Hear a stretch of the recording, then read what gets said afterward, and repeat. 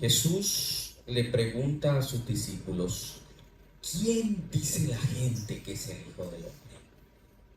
¿Quién dice la gente que soy yo? Y ellos empiezan a contestar: bueno, algunos dicen que eres Elías, otros dicen que eres Jeremías o alguno de los profetas. ¿Ok? Y entonces Jesús los mira a ellos y les dice: ¿y ustedes? Para ustedes, ¿quién soy yo? Y ellos se quedan sin palabras.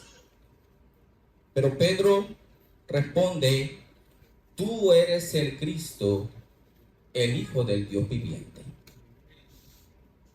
Jesús le dice: bienaventurado eres Simón, por lo que tú me acabas de decir no fue algo que tú pensaste, no fue una conclusión a la que tú llegaste por la pregunta que yo te hice, fue algo que te reveló el Espíritu Santo. E inmediatamente Jesús le dice: mas yo también te digo que tú eres Pedro, y sobre esta roca edificaré mi iglesia, y las puertas del Hades no prevalecerán contra ella. La iglesia es un término que se encuentra 91 veces en el Nuevo Testamento. ¿Qué es la iglesia?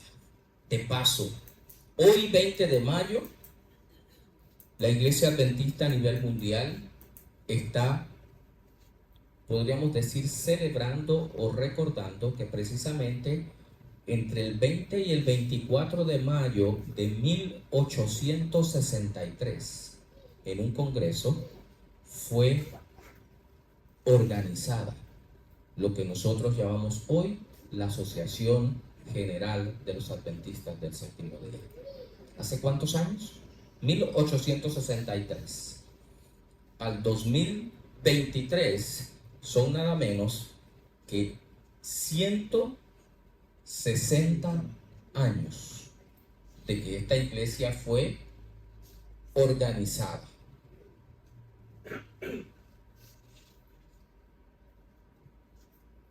Pero ¿qué es la iglesia? ¿Qué es la iglesia? Vamos a tratar, porque Jesús asegura que las puertas del Hades no prevalecerán contra la iglesia. ¿Usted ha sentido en algún momento que la iglesia se tambalea? ¿Usted ha pensado en algún momento que la iglesia se va a partir? ¿Usted en algún momento ha considerado incluso no ser más parte de esta iglesia?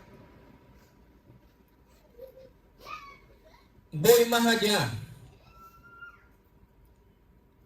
¿Ha perdido conexión con esta iglesia por un tiempo determinado de su vida y de momento como que algo le hace falta?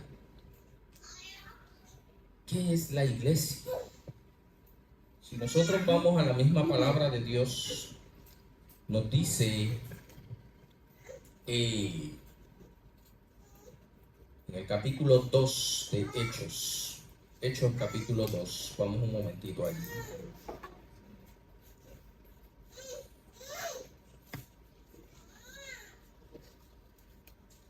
Versículo 42.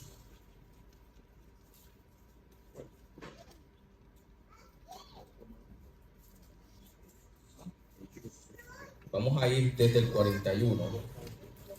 Así que los que recibieron su palabra fueron bautizados, y fueron añadidas en aquel día como 3,000 personas.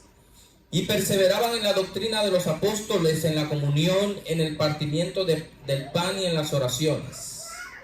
Entonces caía temor sobre toda persona, pues se hacían muchos milagros y señales por medio de los apóstoles. Y todos los que creían se reunían y tenían todas las cosas en común. Versículo 46. Ellos perseveraban unánimes en el templo día tras día, y partiendo el pan casa por casa, participaban de la comida con alegría y sencillez de corazón, alabando a Dios y teniendo el favor de todo el pueblo. ¿Y cómo termina diciendo? Y el Señor que añadía diariamente a su número los que habían de ser salvos. ¿Era la iglesia un edificio? ¿Es la iglesia un edificio? ¿Es la iglesia un lugar de reunión? ¿Es la iglesia una ubicación geográfica? Es decir, si a mí me invitan a ir a la iglesia de Ponce 4 y yo nunca he ido en esta era tecnológica, ¿qué es lo primero que usted va a hacer? La ubicación. Va a ir a Google, ¿verdad? Y va a poner Iglesia Adventista de Ponce 4. Y allí va a aparecer una página electrónica de la iglesia de Ponce 4. Y van a aparecer unos circulitos y uno de ellos dice, ¿cómo llegar? ¿Verdad? ¿Lo han hecho? Sí. Y usted oprime allí y entonces lo envía ¿a dónde? A un mapa. Lo que nosotros llamamos un GPS.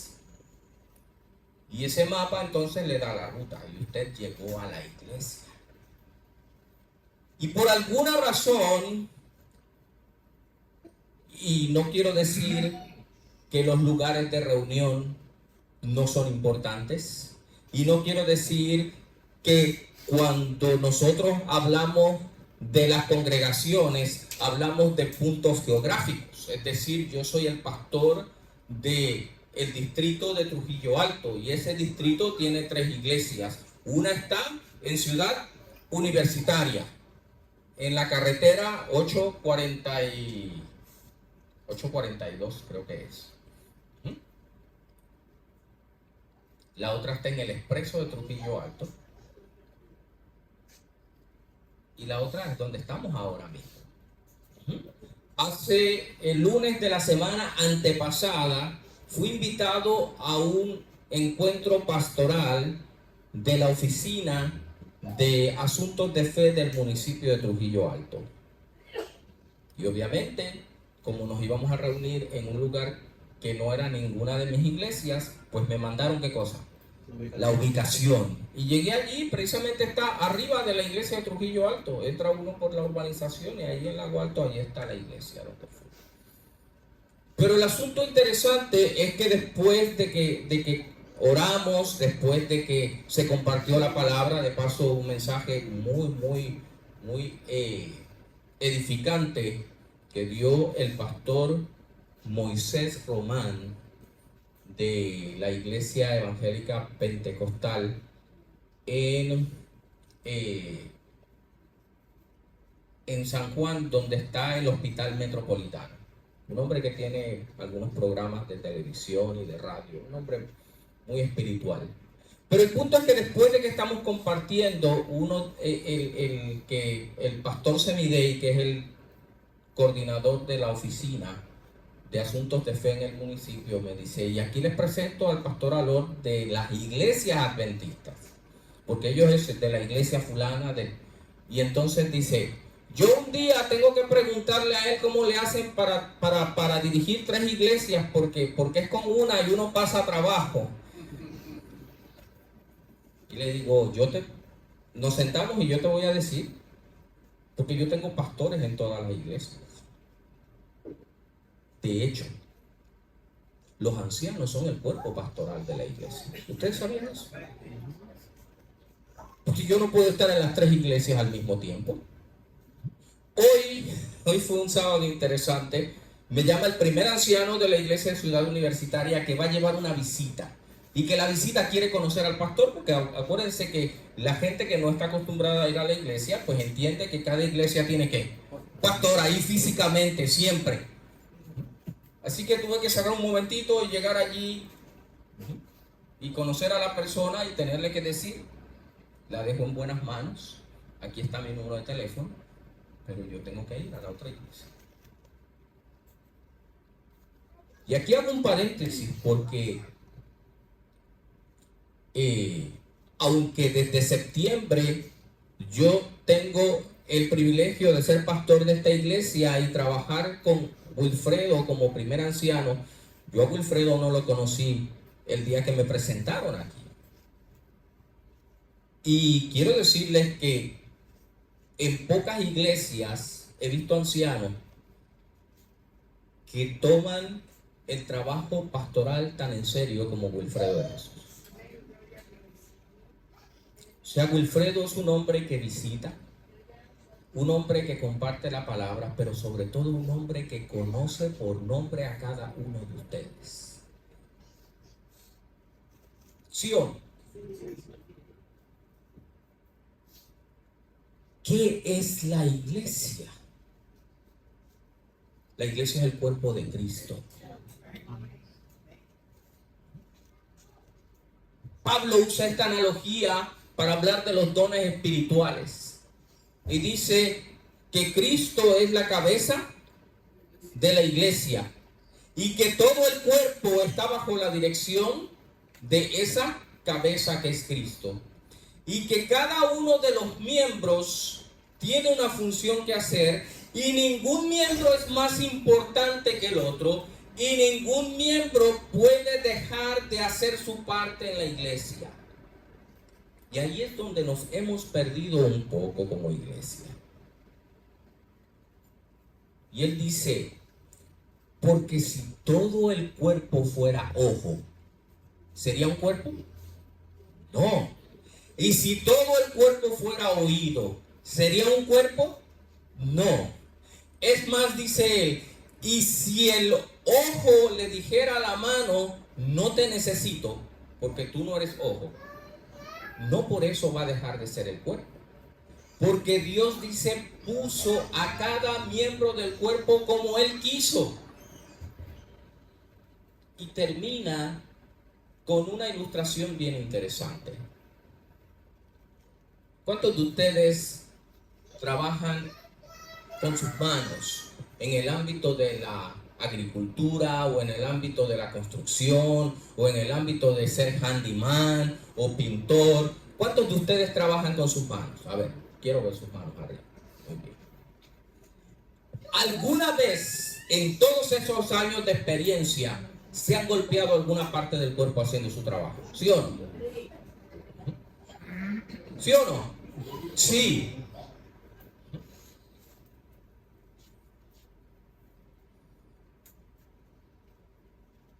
Y cuando usted, y el ejemplo más clásico que incluso Pablo lo usa, dice, si yo me lastimo un dedo, ¿qué dice? Todo el cuerpo sufre. ¿Qué porcentaje del cuerpo es un dedo?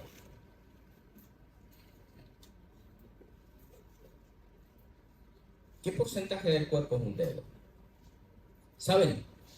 Cuando era pastor de Caguas, tenía entre mis responsabilidades la responsabilidad de atender a un miembro de iglesia que era ciego, estaba en sillón de ruedas, aunque podía caminar, pero caminaba muy poco.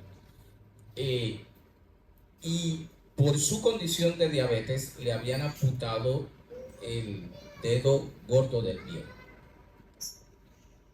Y ustedes, o sea, yo ahí me di cuenta, ustedes saben que si a usted le falta un dedo del pie, su equilibrio se ve afectado.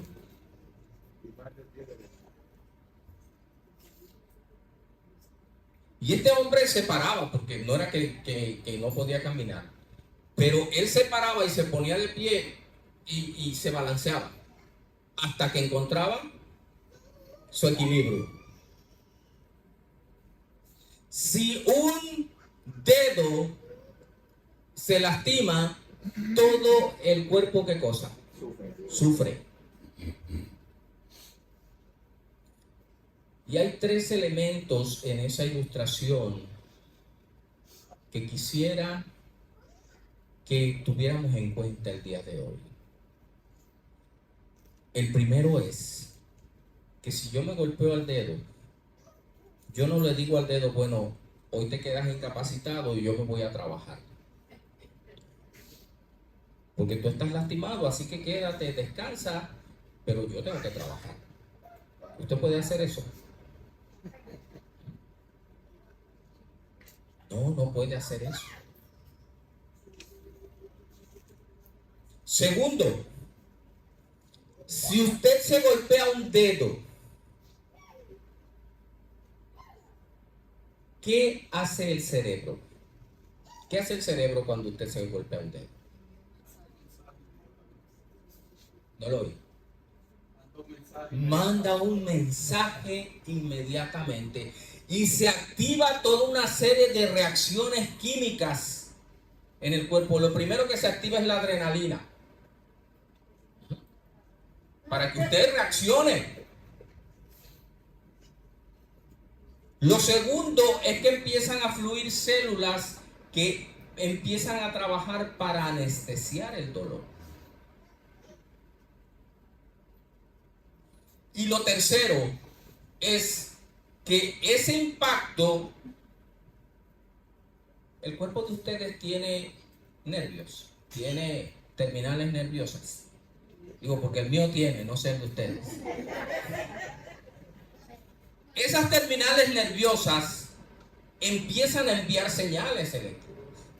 De forma tal que aunque a usted le duele, aunque el golpe fue en el dedo, el impacto llega hasta la mente, al corazón. Es más, hay ciertos golpes, hay ciertos puntos en el cuerpo. ¿Usted alguna vez se ha golpeado detrás del codo?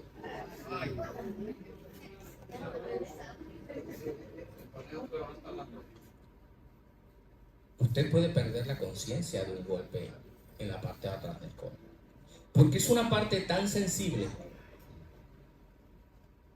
que usted siente que le movieron el piso completo.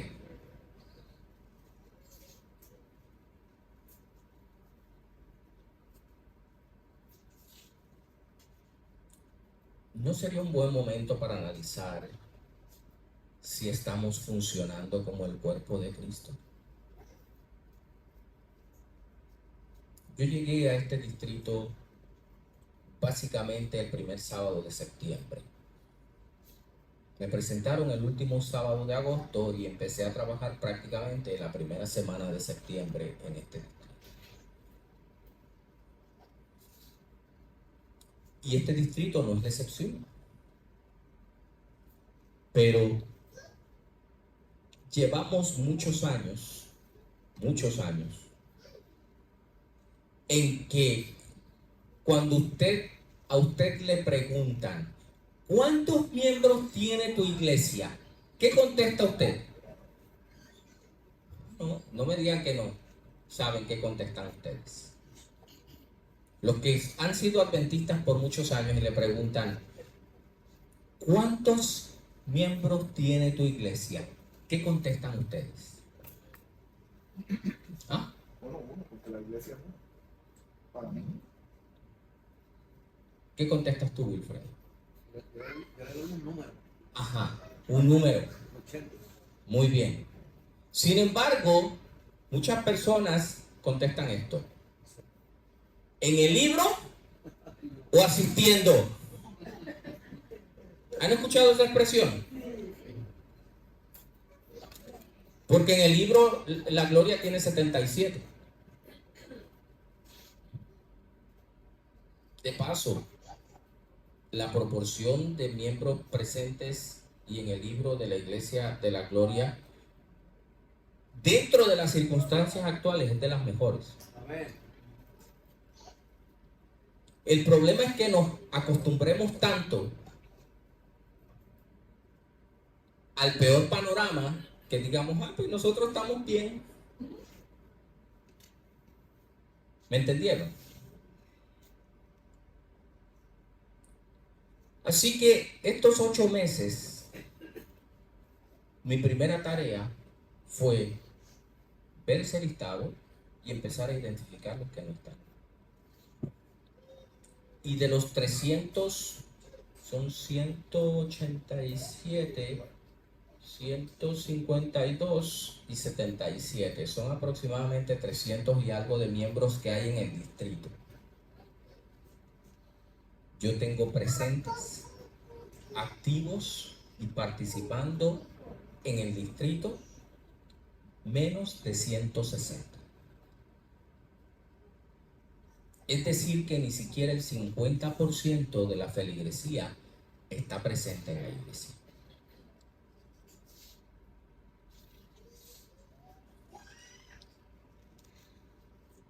Pero Pablo en su analogía dice que si un órgano del cuerpo sufre, ¿qué pasa con todo el cuerpo?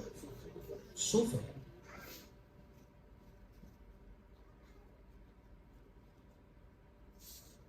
Hace 2 meses visitaba a uno de los líderes de una de las iglesias, director de ministerios personales, conversando acerca de los planes que íbamos a trabajar este año para recoger, porque hay personas que yo las he visitado ya entre 5 y 6 veces en estos 7 meses, 8 meses. O sea, personas que no están asistiendo. Y quiero decirles que al día de hoy todos me han recibido muy bien. Y a todos les da hasta cierto punto gusto que el pastor vaya. Pero solo 2 se han reconectado a la iglesia. Y uno se pregunta, pero ¿qué pasó?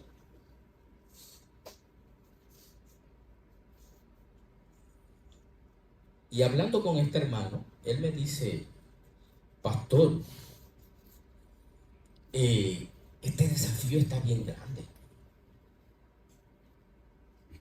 Habemos muy poquitos en la iglesia ya. Y como que la gente está... Y él me empieza a hablar, me dice, mire, por ejemplo, pastor,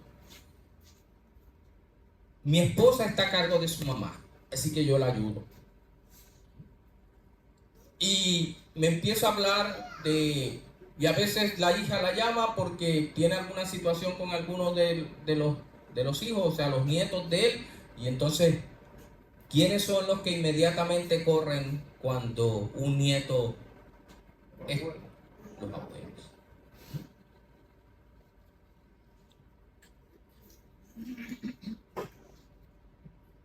Y empezamos a conversar.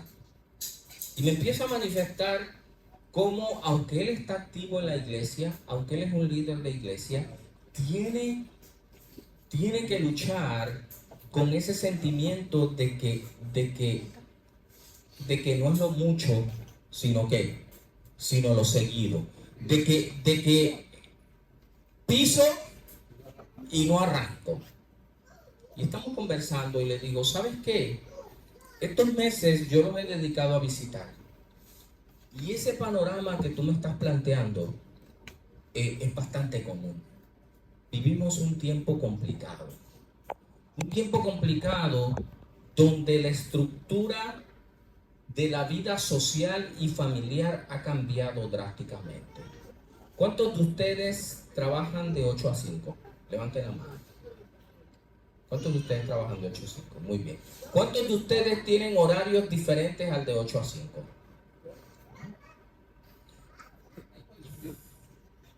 Yo trabajo 3 turnos a veces.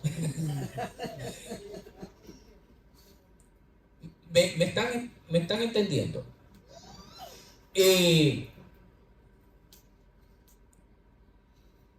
Yo tengo 2 hijos. Ya técnicamente adultos, empezando su vida laboral. Una empieza en estos días y tiene 2 trabajos, porque uno es de 5 horas y el otro es de 4 horas. Pero no son 5 horas de 8 a 1 y luego de 1 a 5. No. Son 4 horas. Si te necesito a las 4 de la tarde, pues a las 4 tienes que estar acá. Si te necesito a las 6 de la tarde, pues a las 6 de la tarde. Porque como trabajan para empresas de servicio, para negocios que atienden clientes. Por lo tanto, cuando usted sale de trabajar a las 6:30 de la tarde o a las 7 de la noche y usted necesita cenar y no está de humor para llegar a la casa a esa hora a cocinar, ¿qué hace? Pues se para en un restaurante. Si tiene que hacer alguna diligencia, o la hace por internet, o tiene que ir después que sale del trabajo, ¿cierto? Así que esas personas, ¿a qué hora es que tienen el mayor volumen de trabajo? Pues cuando las otras, ¿qué cosa? No están trabajando. Y esa dinámica ha cambiado la dinámica de la iglesia. Yo soy adventista de nacimiento. Y la primera iglesia a la que yo asistí fue la iglesia del pueblo. Una iglesia así, más o menos como del tamaño de esta iglesia. La iglesia central del pueblo, como de este tamaño. Pero el 80% de sus miembros podían ir caminando a la iglesia. Llegaban caminando a la iglesia.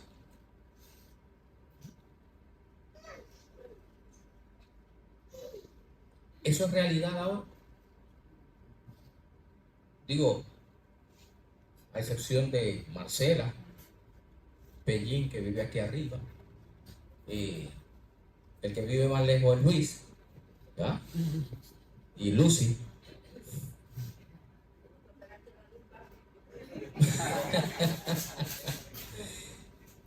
Y esos casos son la excepción de la regla. ¿Dónde viven ustedes? En Canora. Wilmary, ¿dónde vives tú? En Caguas. ¿Y ustedes dónde viven? En San Lorenzo, ¿verdad? En Caguas.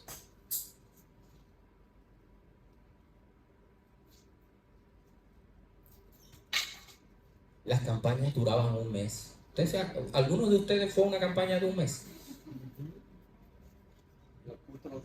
Los cultos los domingos.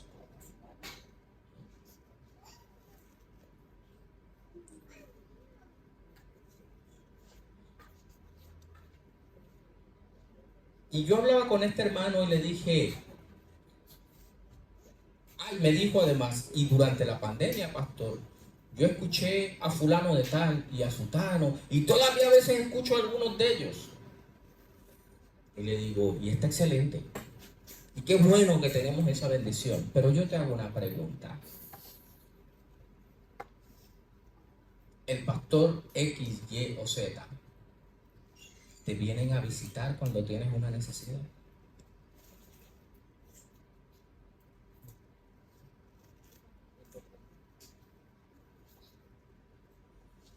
¿Y por qué les digo esto? Y le dije, ¿sabes qué? Que en el mismo bote que estás tú está el 50% de la feligresía en la iglesia. Y quizá nuestro problema o uno de los desafíos que tenemos que romper es que cuando todas estas situaciones empiezan a caer sobre nosotros, es natural que nuestra mente se concentre en lo que me está pasando, ¿sí o no?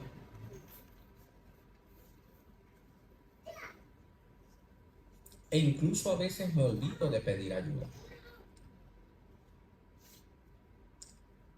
Digo, pero yo no creo que a todos les suceda al mismo tiempo. Y si ese día que tú estás cargado porque la mamá de tu esposa, la diligencia del banco, tú llamas a fulano de tal. Ya ni nos llamamos por teléfono.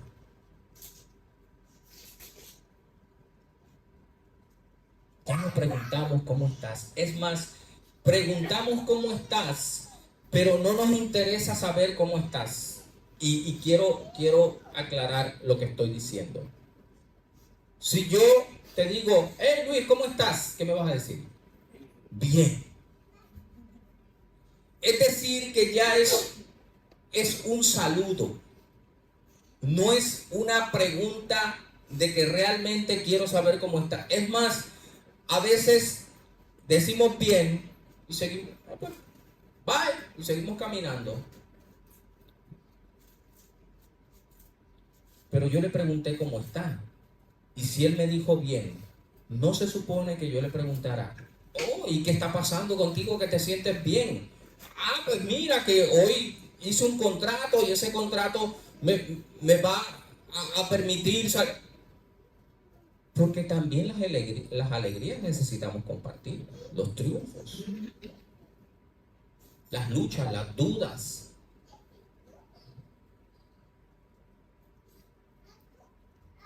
La Biblia dice que la iglesia es columna y baluarte de la verdad. ¿Han leído ese versículo? Y gracias a Dios la iglesia adventista hasta ahora, tiene un conjunto de creencias bíblicas que emanan de la palabra de Dios y que fortalecen tu fe. Sin embargo, hemos disminuido en el estudio de la palabra. Y aclaro, porque usualmente para nosotros el estudio de la palabra es la lección de escuela sabática, ¿correcto? Pero la lección de escuela sabática es solamente una parte de mi crecimiento espiritual y mi conexión con la palabra. ¿Cuántos aquí leen la Biblia todos los años?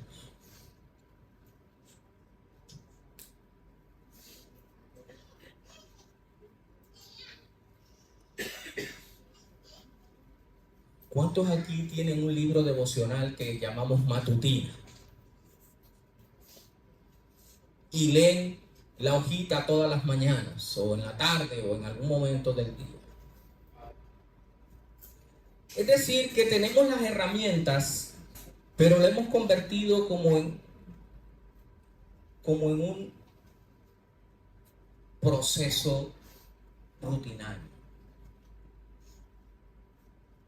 No solo de pan vivirá el hombre, sino de toda palabra que sale de la boca de Dios. Y aunque repito, en términos de nuestra comprensión de la palabra, tenemos una teología sólida. Sin embargo, la iglesia es mucho más que columna y baluarte de la verdad. La iglesia es el cuerpo de Cristo. La iglesia es el punto de ataque del enemigo. Vamos a ir a 1 Corintios. Porque Pablo usa 2 veces esta expresión y nosotros hemos pensado que significa lo mismo, pero no significa lo mismo. 1 Corintios capítulo 3.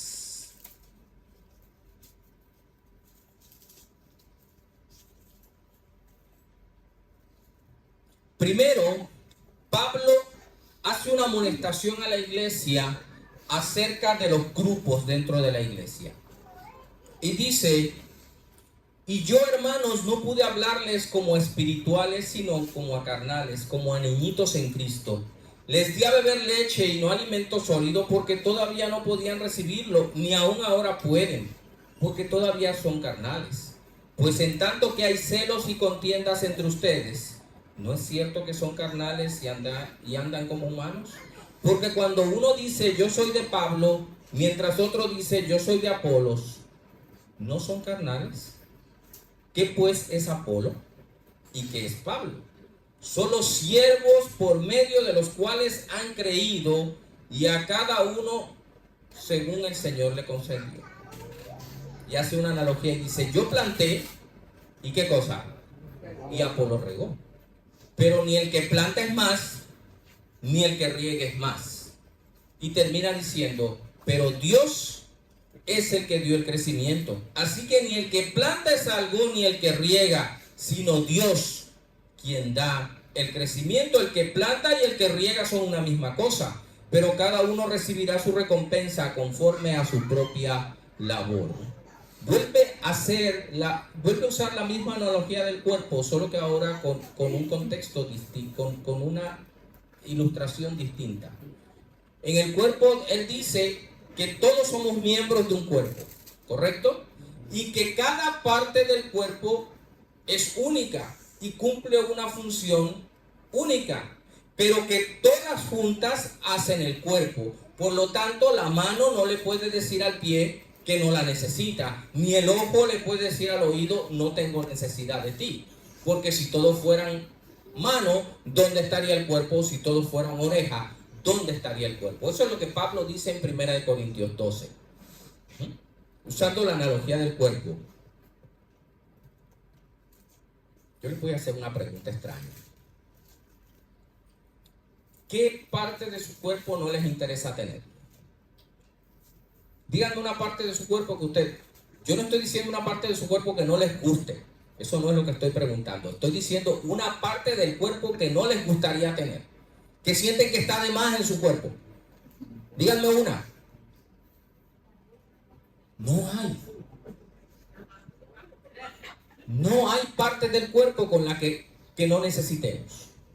Podemos sobrevivir sin partes del cuerpo. Hay personas que les han extirpado un riñón, ¿verdad?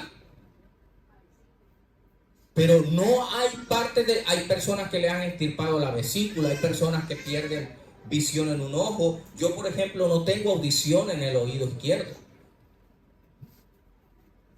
Pero no porque no lo necesite.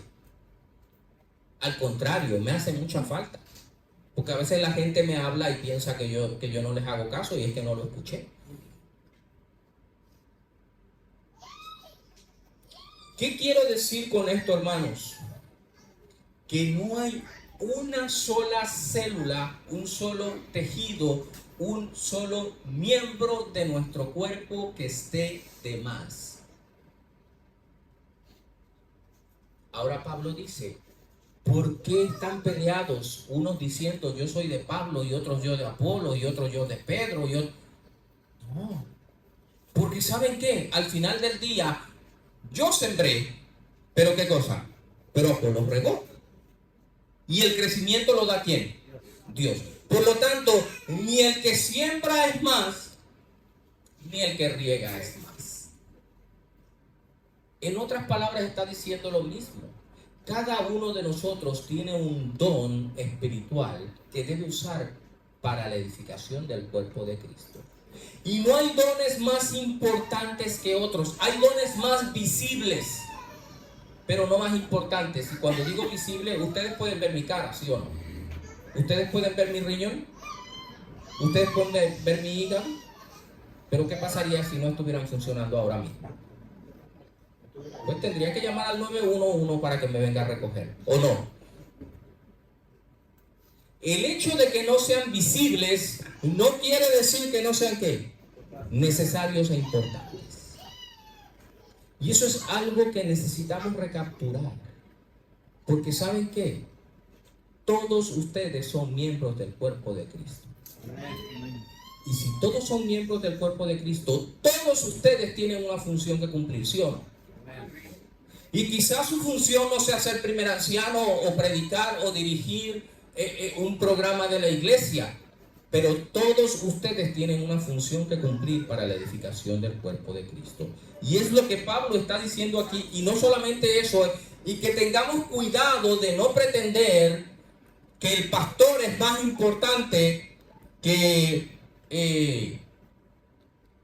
Melanie. O que el pastor es más importante que Karen porque el pastor predica y Karen no predica. Bueno, pues quiero decirles que si Karen no cumple con su parte dentro del cuerpo de Cristo, el cuerpo sufre. ¿O no decía que cuando un órgano sufre, qué cosa? Todo el cuerpo sufre. Pero seguimos. Versículo 9. Porque nosotros somos colaboradores de Dios y ustedes son el huerto de Dios y el edificio de Dios. Pablo usa dos analogías en un mismo versículo. Somos el huerto y somos el edificio. Guaso, tú has construido, ¿verdad? ¿Cuántas partes tiene un edificio? Nómbrame algunas. ¿Alguna vez has empezado a construir una casa por el techo? No. Todavía no lo has practicado. Te invito a que lo hagas y me dices cómo te va.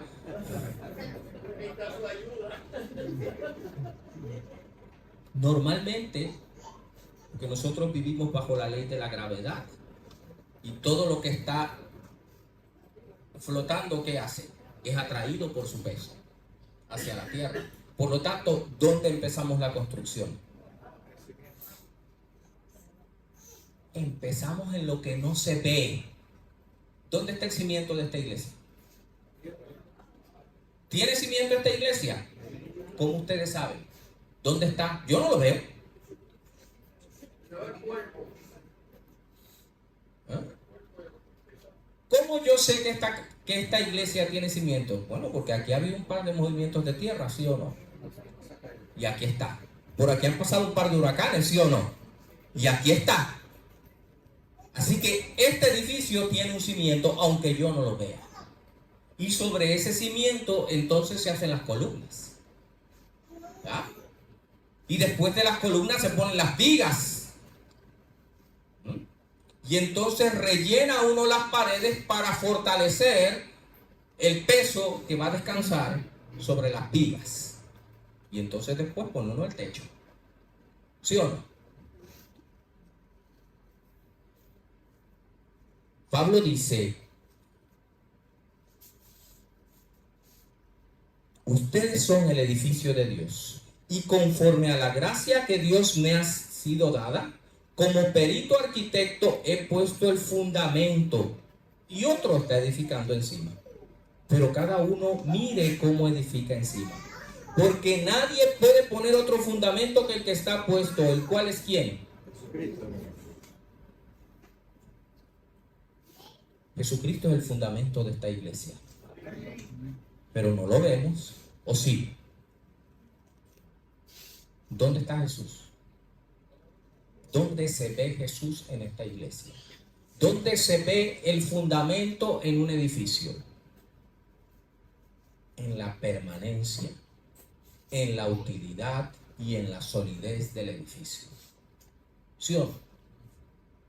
Pues de la misma manera, si nosotros somos el edificio de Dios y el fundamento es Jesucristo, ¿cómo el mundo va a ver que este edificio tiene un buen fundamento? Por nuestra permanencia, por nuestra solidez. Porque nosotros somos los que edificamos encima de ese fundamento. Y dice, nadie puede poner otro fundamento que el que está puesto. Y ese fundamento es Cristo. Si alguien edifica sobre ese fundamento con oro, plata, piedras preciosas, madera, heno u hojarasca, la obra de cada uno será evidente, pues el día la dejará manifiesta. Porque por el fuego será revelada, y a la obra de cada uno, sea la que sea, el fuego la probará. Si permanece la obra que alguien ha edificado sobre el fundamento, él recibirá recompensa. Si la obra de alguien es quemada, él sufrirá pérdida. Versículo 16. ¿No sabéis que sois templo de Dios y que el Espíritu de Dios mora en vosotros? Si alguien destruye el templo de Dios, Dios lo destruirá a él, porque santo es el templo de Dios, el cual sois vosotros. ¿Quién está intentando destruir el templo de Dios? ¿Quién está intentando destruir el templo de Dios? Vamos a ir cerrando. ¿Quién está tratando de destruir el templo de Dios? Porque el enemigo anda como león rugiente, ¿qué cosa? Buscando a quien devorar. ¿Y qué dice Pedro? Sean sobrios y velen. ¿Qué otro pasaje tenemos de esa? Porque en los últimos días vendrán tiempos que ¿qué? Peligrosos. Porque él tratará de engañar, si fuere posible, aún a quién. ¿Quién está tratando de destruir el templo, el edificio de Cristo que es la iglesia? Satanás. Satanás está tratando de destruir. Y él dice, cualquiera que se constituye en instrumento de Satanás para destruir el templo, el edificio. ¿Qué dice Pablo? ¿Qué dice Pablo? Dice, si alguien destruye el templo de Dios, Dios lo destruirá. Aquí no está hablando de mi cuerpo como templo del Espíritu Santo. Eso es en 1 Corintios 6. Pero en 1 Corintios 3, cuando dice, ustedes son, ¿qué cosa? El templo de Dios. Y el Espíritu de Dios mora en vosotros. ¿Qué es lo que pedimos cada vez que nos reunimos en este lugar? ¿La presencia de quién? ¿La dirección de quién? Del Espíritu Santo. ¿Correcto? Por lo tanto, aunque hoy celebramos que desde 1863 la Iglesia Adventista del Séptimo Día ha funcionado como un faro de luz, como un instrumento para la predicación del Evangelio. Y aunque por 160 años esta estructura ha permanecido, eso no es la iglesia. Eso es parte de la iglesia al vivir en un mundo donde es importante el orden, las reglas, las pólizas. ¿Alguno de ustedes trabaja en una compañía que no tenga pólizas, que no tenga políticas de cómo, de visión, misión y valores de esa organización? ¿Verdad que no? Pues de igual forma nosotros. Pero eso no es la iglesia. La iglesia es el edificio de Dios. Y el fundamento de esa iglesia es Cristo Jesús. Y nosotros somos llamados a edificar sobre esa iglesia y a ver qué es lo que cada uno de nosotros está edificando. Porque podemos edificar con oro, con piedras preciosas, con cemento, con madera o con hojarasca. Y aparentemente está edificado. ¿Hasta que viene qué? Hasta que viene la prueba. Hasta que viene el fuego.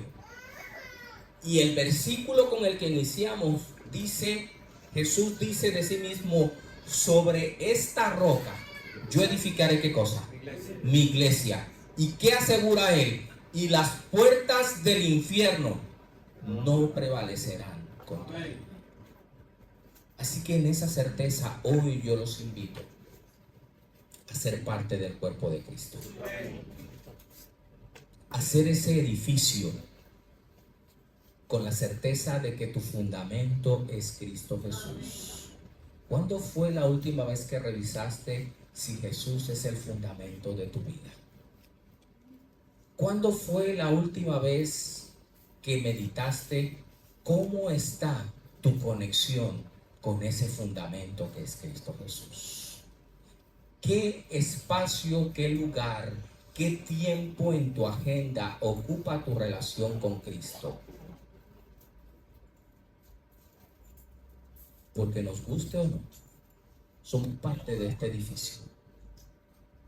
Y Jesús dijo que el que destruye el templo de Dios, Dios lo destruirá a él. Y es momento para que cada uno haga una introspección, una reflexión. ¿Qué refleja mi vida como parte de este edificio? Mi vida hace, como dijo Wilfredo al dar la bienvenida a algunos de ustedes, mi vida en esta iglesia permite que las personas que lleguen se sienten amadas, aceptadas y bienvenidas.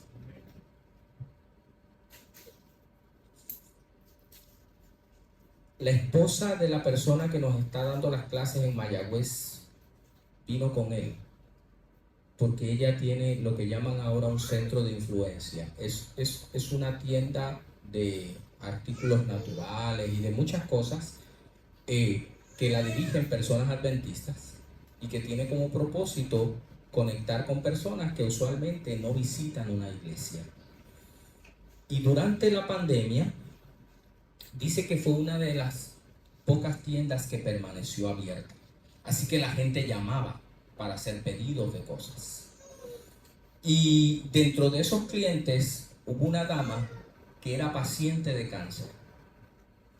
Y después de que oraron con ella por teléfono y después cuando fue a la tienda oraron por ella, etcétera, etcétera.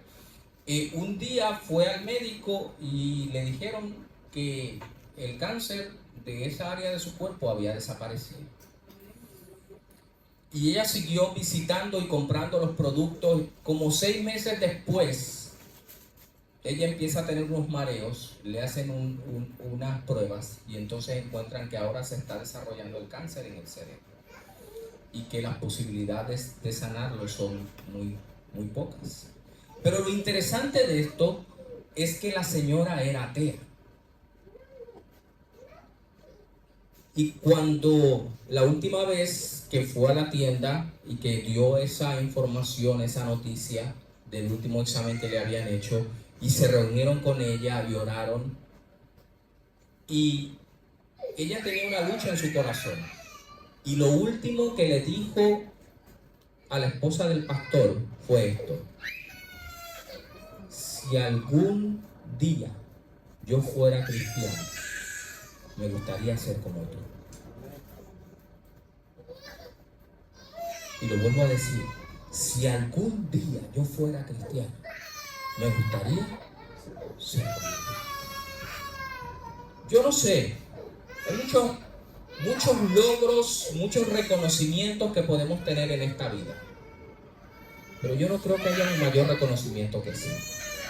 Que alguien que no te conoce, que no es parte de la iglesia, y que por tu forma de tratarlo pueda decir, si yo algún día fuera cristiano, sería como tú. Jesús dijo, ¿quién dicen la gente que es el Hijo del Hombre? Yo voy a cambiar la pregunta, o voy a personalizar la pregunta. ¿Quién dice la gente que es su valor? ¿Quién dice la gente que es su valor? Cuando la gente sabe que él es un pastor, cuando la gente sabe que él dedica su vida a predicar el evangelio, cuando la gente lo mira en la calle, en el carro, en el supermercado, en su casa, en su vecindario, ¿quién dice la gente que soy yo? Ojalá pudieran decir, como le dijo esta dama a ese hermano, si algún día yo fuera cristiano, me gustaría ser como tú. Eso es la iglesia, la luz del mundo, la sal de la tierra. ¿Cuántos hoy se comprometen a ser sal nuevamente? A ser luz. Aun cuando a veces parece que el mundo se nos está cayendo encima. Recordemos que él dijo, yo he vencido al mundo. Les invito a estar en pie para terminar con la oración.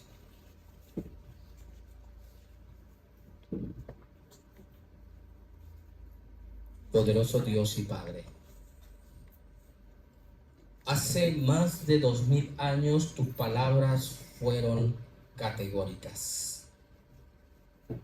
Sobre mí será edificada la iglesia y ni siquiera las puertas del infierno prevalecerán contra ella. Y aquí estamos nosotros, oh Dios, más de 2000 años después, creyendo y totalmente convencidos de que hemos sido invitados a ser parte de este edificio que está edificado sobre ti. Amén. Oh Señor, Permite que hoy podamos hacer una pausa al reconocer y al agradecerte por 160 años de existencia como iglesia organizada, que por encima de nuestras pólizas, por encima de nuestras instituciones, por encima de nuestro orden, por encima de nuestros 18 millones de miembros en todo el mundo, por encima de todas las instituciones educativas, hospitalarias, de servicio a la comunidad y lugares de congregación en todo el mundo, que podamos edificar nuestra vida sobre tu fundamento de forma tal que los que se acercan a ti puedan llegar a la misma conclusión que llegó esta dama allá en Washington. Si algún día yo fuera cristiana, me gustaría ser como tú. Permite, oh Dios, que tú puedas seguir haciendo en nosotros el querer como el hacer por tu buena voluntad. Hoy entregamos nuestra vida en sacrificio vivo a ti, para que tú erradiques, para que tú quemes la hojarasca, para que tú quemes la paja, oh Dios, y para que quede solo aquello que dará permanencia, que dará honra y que dará un testimonio a este edificio que es tu iglesia. Amén. En el nombre de Jesús. Amén. Feliz sábado. Dios bendiga.